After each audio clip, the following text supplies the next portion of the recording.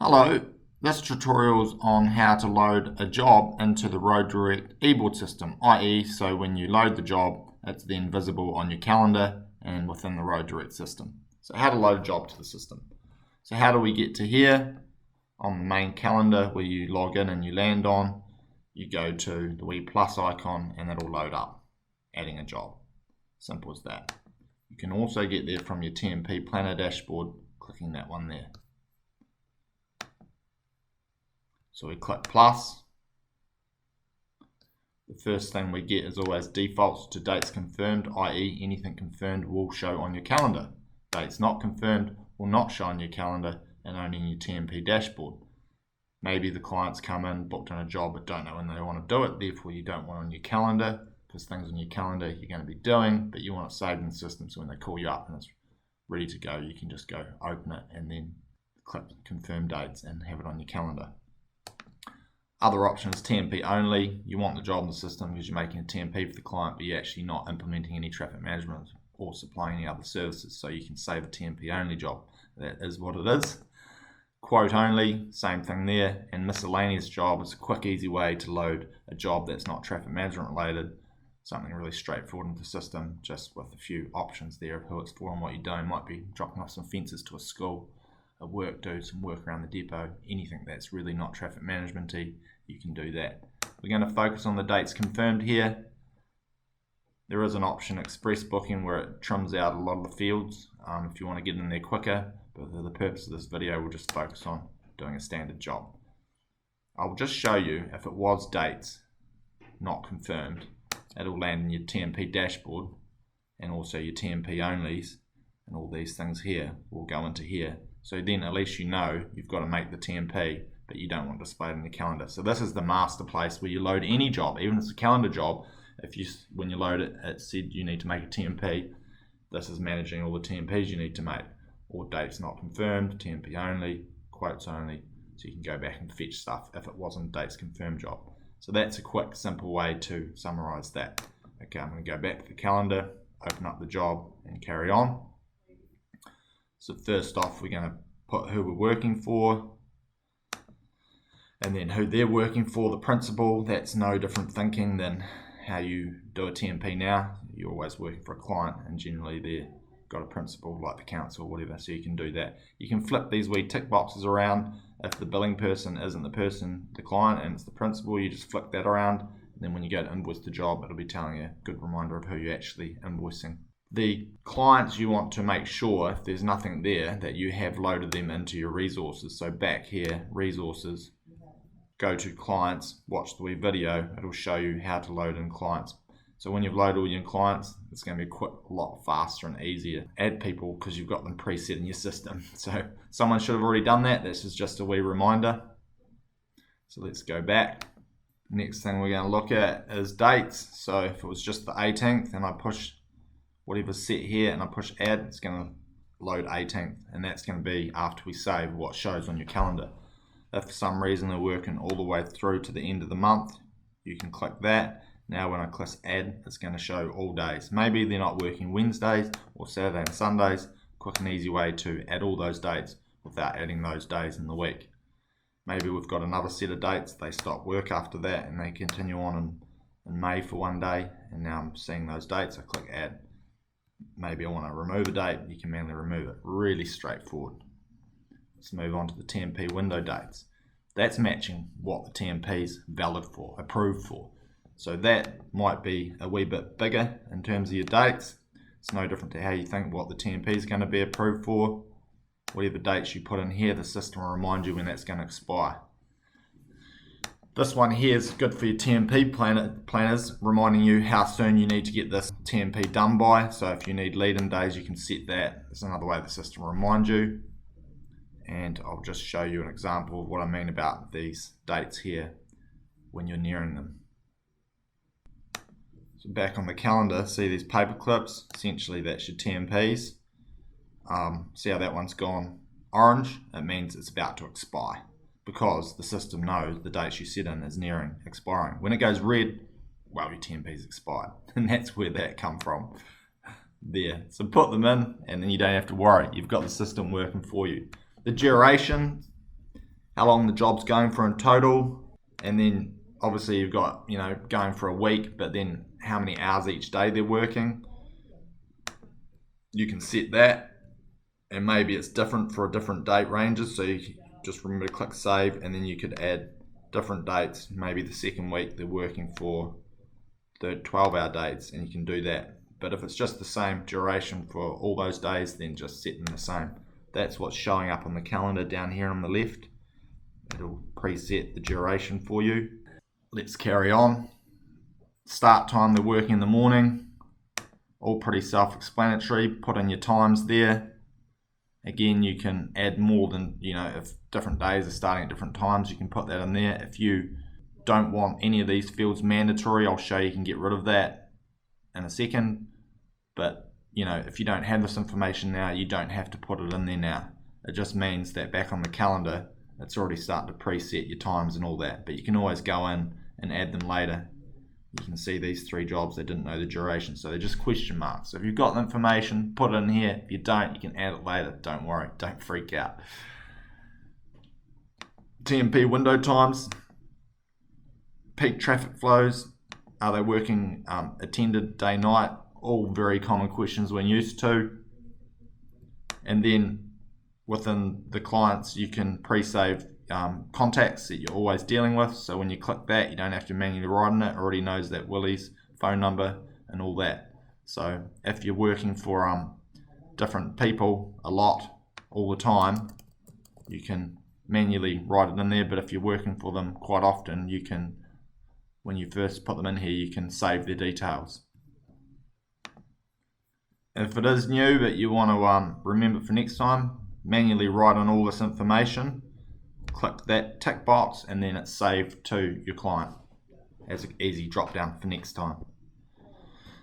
Who the STMS on site's going to be, there's a handy link there. If you click on that, that'll go to the NZTA website to look up.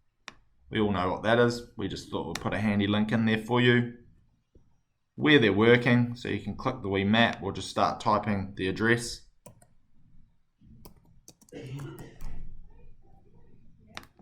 And then bingo, that's in there. If it's a state highway, you can tick that as well. If you're not sure about something, just go over the hover-overs and have a read. Location reference, your reference number, all that sort of stuff you can drop in here and do what you want with these fields. A quick reminder that if you don't like fields being mandatory for your team, your senior administrator should set this up. But yeah, go into settings and then go to job booking fields, and you can make whatever field we've been looking in there mandatory, optional. If you don't like it being mandatory, go in, click on the field, ... view, and you can see here you can make it non-mandatory or just highly recommended or whatever. So spend a bit of time setting up that, and it's going to make life really easy. See how this one's mandatory, we can go in here, we can make it unticked, and then if we want lots of little drop downs, we'll say HIAB work, save, add another one, work. Again, you're just spending a bit of time in here setting things up, and it's like a little shopping cart for you. Watch the tutorial video. When you land in any of the tabs in the system, there's always a tutorial video. If you look for that icon, it's going to explain about this page. Let's not go too much further into that. Just wanted to show you, if you spend a bit of time there, you're going to make life a lot easier. So, won't go into every single field because they're all pretty self-explanatory. Here's a good way to show what we've just done. Because we added some quick drop downs, bingo, you can just go and select. Instead of having, if you've got something common you're doing all the time, you set up as a drop down and it's going to be a lot quicker, isn't it? Otherwise, just free text it in. Just remember, if you do manually type it in, hit the enter key to close it off. Otherwise, it's not really there until you hit enter. On any of the drop downs, that's key. So just think of any drop down can be set to be mandatory, non-mandatory. You can type in them as well. You can copy and paste information, but on some of the boxes, after you finish typing, hit the enter key to close it off to put it in there. Everything else, about the road environment, pretty self-explanatory. Very important to set this up because when you go to start allocating staff and vehicles to the job, if the vehicle don't have the quals for say a level 2 road, or the vehicle's not suitable level 2 road, and when you've set up those resources, it'll give you a reminder, say, problem here, they don't match. That's why we set all this stuff up. Whether you're going to be removing the parking, again, you can set up all the drop downs you want for those. You can add the staff you think you know on the job. If not, don't add them now, just add it later. It doesn't matter. Type of traffic management closure. See, I've already saved some quick default clickers. If not, manually write it in, but generally there's only so many different closures you can do. You're best in your settings to go into the closure and set those up. So go back, watch that video, go into settings, and in the drop down called closures, go put a whole lot of ones in there, and then it's going to be a quick little drop down. If not, write it in there. Hit the enter key. If there's different closures with different dates, or it's the same all the way through, leave it like that. Otherwise, you can click the save button. Always remember to click the save button. Add in different closure for a different set of dates. Everything else very much obvious of what's happening. If you've got the information, put it in. If not, just get the essentials in there. Click save. It's on your calendar. Add it later. Some important things down the bottom is some admin stuff to remind what you might be charging the client. This is really for the invoicing team to say, hey, what is going to be charged to the job as a reminder, and a list of anything's in here. So if it's a complex TMP and you want to write that down, so when you're billing it out, or you made a certain amount of diagrams, you can write this in. It's just a reminder of what you're doing for the client in terms of what you're going to charge for your professional services like your TMP and stuff like that. The client's got a PO number, put it in, all that sort of stuff. If you've quoted it, you can put, refer to email or quote number if you're using a different quote system, or you can say, I've saved it to the system, whatever. If a quote is required for the job and you want to remind yourself, click yes, then in the quote dashboard, you'll see that you need to do a quote for the client. If you've already sent the client the quote, you can tick that off. One of the really important things to get right is when you get a job in here, and you might say it's making a TMP for it, that's obvious, but if you've already got something, reuse a generic diagram or a generic you have saved, you can put reference in there for that. The most important thing is to say whether you've already processed the TMP and sent it away. So if I clicked no, that's going to go to the TMP dashboard. I'll show you in a tick where that pairs up to. Same thing if you submit it to the client or if it's approved. So if you've already got the TMP approved and you know that, you can just go through yes to the workflow, and then it won't land. It'll order where it is in the TMP dashboard. So for example, I go back here into the dashboard.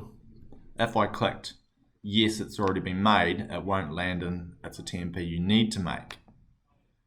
If you've clicked that it was already submitted to the council, it goes down to the next drop down. So if you're adding like 10 jobs to the system and 2 need a TMP made, and you wrote in there in the drop down, no, it's not made, it'll land and needs to be created. If they were all signed off already and you put that they're all submitted, then they just move them across here. So this is managing all the TMPs you need to make or being submitted, or the ones you're waiting to be returned. Then we can add our site pics. So if you've got pictures from the clients, you can just automatically dump them in here.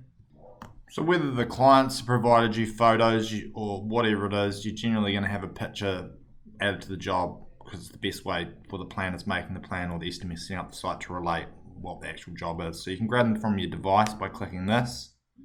And just like that, from your folder, you've got some pictures of your site. Bingo.